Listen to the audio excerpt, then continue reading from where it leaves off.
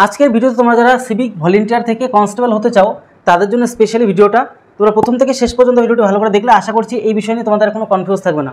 তোমাদের 15% যে কোটা থাকছে তার টোটাল ডিটেলস করেছি, সম্পূর্ণ ক্যালকুলেশন অঙ্কের মাধ্যমে তোমাদেরকে বুঝিয়ে দেবো। তোমরা A to Z প্রথম থেকে শেষ পর্যন্ত ভিডিওটা দেখো, তাহলে একদম পরিষ্কার একটা ধারণা পেয়ে যাবে।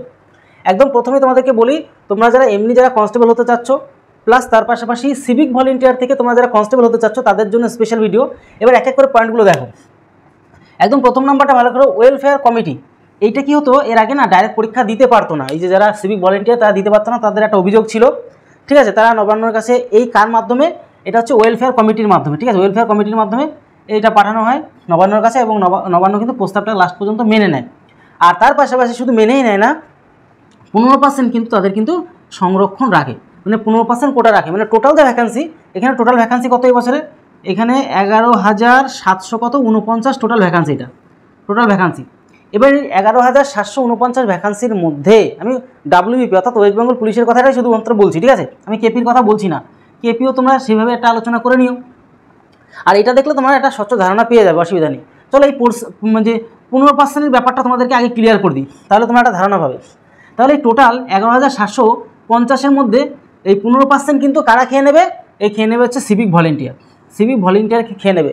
এবার তার একদম সঠিক যে নাম্বারটা কত দেখো, তোমাদের টোটালে অঙ্কের মাধ্যমে করে রেখেছি 11,749, যেটা তোমাদেরকে বললাম টোটাল ভ্যাকান্সি। তার মধ্যে 15%টা কত হয়, 1700 আমাদের কত 62, এই প্রায় 2000-এর কাছাকাছি। 1762 জন, প্রায় 1800-র আশেপাশে তোমাদের কিন্তু এই টোটাল ভ্যাকান্সির মধ্যে প্রায় 2000-এর আশেপাশে ধরে নিতে পারো। 11,000-এর মধ্যে প্রায় 2000-এর আশেপাশে কিন্তু কারা হয়ে যাবে, সেটা সম্পূর্ণ সিভিক ভলেন্টিয়ারদের কিন্তু সিট। আর বাদ বাকি এবার চলো এক এক করে আলোচনা করছি, আর ধারণা পাবে না। তাহলে যখন এই টোটাল 11,749-এর মধ্যে 1762 জন যখন চলে যাবে সিভিক ভলেন্টিয়ার, তাহলে বাকি রইল কত, তাহলে চলো হিসাব করি। টোটালে আমাদের কত, 11,749 টোটাল মিলে। তার মধ্যে দেখি যদি আমি 1762 যে আমাদের সিভিক ভলেন্টিয়ার তাদেরকে যদি বাদ দিয়ে দিই, 9,987 জন কি, তাহলে পড়ে রইল বাদ বাকি সিট। এবার এই সিটটা তো শুধুমাত্র ছেলেদের না বা শুধুমাত্র মেয়েদের না, দুজনের ভাগ রয়েছে। এবার আমি দেখলাম যে এই বছরের একটা হিসেব ছিল, এই যে টোটালে যে 11,749-এর মধ্যে ছেলেদের সিট ছিল 8,212 জন, আর মেয়েদের ফিমেলদের ছিল 3,537 জন। আমি একটা রেশিও বের করলাম যে এদের রেশিও কত, 8 আর 3 ধরে আমি রেশিও চালালাম, ঠিক আছে। তাহলে এটা 8,000, এটা 3,000-এর আশেপাশে, ওটা 8,000-এর আশেপাশে, তাহলে 8 আর 3 রেশিও করলাম, টোটাল দুজনে মিলে কত 11।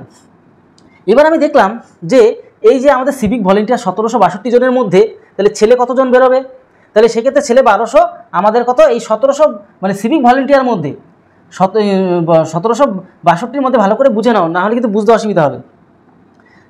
ছেলে আমাদের কত ছিল, ওই সিভিক টোটালে মিলে সিভিক ভলেন্টিয়ার 1762, তার মধ্যে ছেলেদের কত পরিমাণ সেটা বের করে নিলাম এই রেশিও হিসাবে।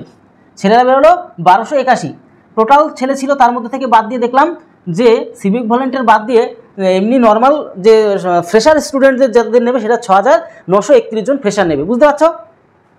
এবার সেই হিসেবে আমরা মেয়েদেরকেও হিসাব করলাম, মেয়েরা পাবে কত, মেয়েদের সিট থাকবে কত 3,057 জন, 3,000-এর আশেপাশে, বুঝতে পারছো।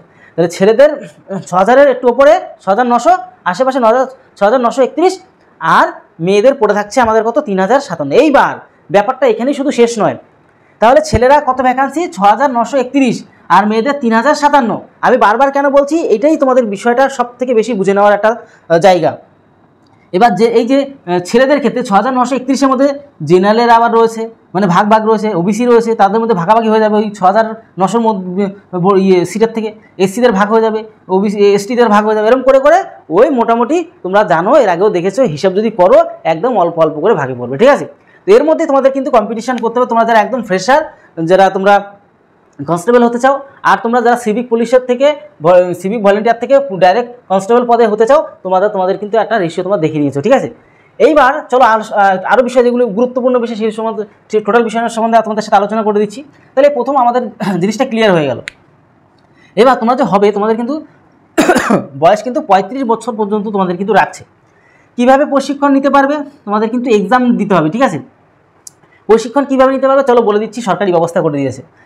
তারপরে কি, সিভিক ভলেন্টিয়ারের প্রশিক্ষণ নিতে হবে, দিতে হবে অবশ্যই পরীক্ষা। তোমার প্রশিক্ষণ আমাদের সরকারি আমাদের ব্যবস্থা করে দিচ্ছে, তোমাদের নবান্ন টোটাল ব্যবস্থা করে দিচ্ছে। চলো আরও বিষয় একটু দেখে নাও, তাহলে বুঝতে পারবে।